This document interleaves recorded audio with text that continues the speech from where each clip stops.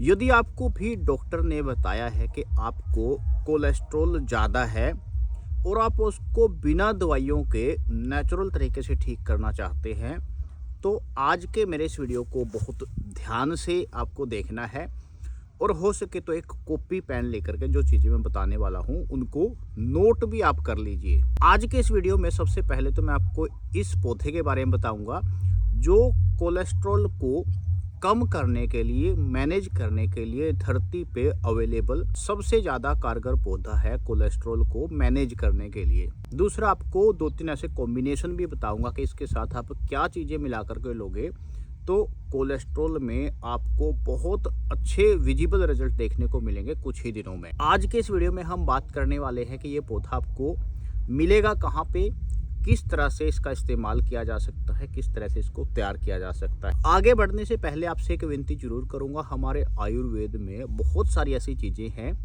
जिनका इस्तेमाल करके दवाइयों के इस्तेमाल से बचा जा सकता है, लेकिन सिर्फ लोग इनको शेयर नहीं करते, इसलिए जन जन तक नहीं पहुंच पाती, जिससे आज दवाइयों का इस्तेमाल इतना ज़्यादा बढ़ गया है और इन चीज़ों के बारे में लोगों को जानकारी नहीं है। इसलिए आपसे एक विनती करूंगा कि कम से कम 3 लोगों को, जो भी इसको देखता है, कम से कम 3 लोगों को आप जरूर शेयर कीजिए।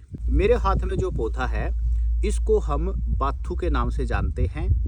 बथुआ भी इसको बहुत जगह पे बोला जाता है और खासकर जो उत्तर भारत है उसमें इसको हरियाणा, पंजाब, राजस्थान यूपी में बाथू के साग के रूप में इस्तेमाल किया जाता है। बहुत सारी जगह पे जहाँ पे इंग्लिश का लिटरेचर है वहाँ पे आप इसको गूजफूट के नाम से या वाइट गूजफूट के नाम से लिखा हुआ आपको यह मिलेगा।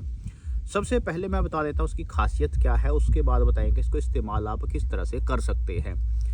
इस पौधे के अंदर, प्लांट्स के अंदर सबसे ज़्यादा विटामिन ए पाया जाता है, आयरन की भरपूर मात्रा इसमें पाई जाती है और इसमें ओमेगा 3 फैटी एसिड, हालांकि वो ELA की फॉर्म में होता है, जो बाद में जब आपका शरीर उसकी डिमांड करता है, जिन लोगों को LDL बढ़ा हुआ होता है, जो लो डेंसिटी लिपोप्रोटीन होता है वो बढ़ जाता है, तो उनका शरीर डिमांड करता है कि उनको DHA की फॉर्म में ओमेगा 3 फैटी एसिड मिले।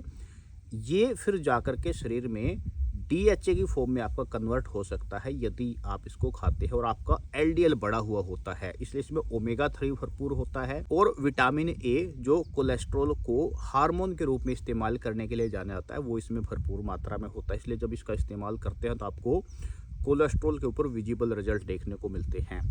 इसका इस्तेमाल आप कैसे करें कि आपको ज़्यादा अच्छे रिजल्ट मिले। इसको नॉर्मली साग के रूप में खाया जाता है, जिसमें आप इसका रायता बना सकते हैं। इसके साथ यदि आप चिया सीड या वालनट जैसी चीज़ें इस्तेमाल करते हैं तो इसके जो रिजल्ट हैं, क्योंकि उनके अंदर भी ओमेगा 3 फैटी एसिड जो DHA फॉर्म होती है वो होता है और ये सारा कन्वर्ट होकर के हार्ट हेल्दी जो फैट होता है उसमें कन्वर्ट हो जाता है, जो जाकर के आपका जो लो डेंसिटी लिपोप्रोटीन होता है उसको कम करने का काम करते हैं।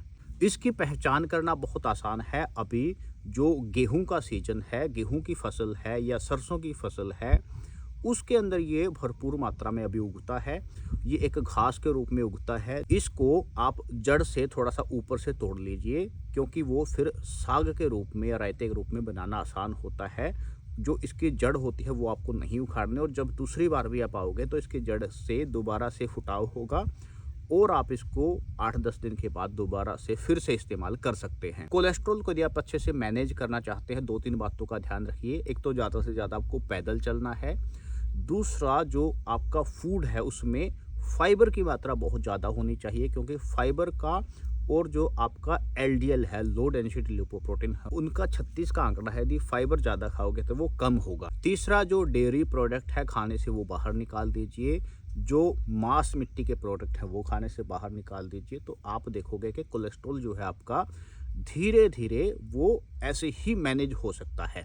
अगर आप चाहते हैं कि मैं इसको बना करके भी दिखाऊं तो आप मुझे नीचे कमेंट में कोलेस्ट्रॉल लिख करके भेज सकते हैं। यदि इसके बारे में कुछ भी और आप जानना चाहते हैं, इसके बारे में कुछ भी पूछना चाहते हैं, मुझे नीचे कमेंट करके आप पूछ सकते हैं। पुनः आपसे निवेदन जरूर करूंगा कि वीडियो को ज़्यादा से ज़्यादा लोगों के साथ शेयर जरूर करें।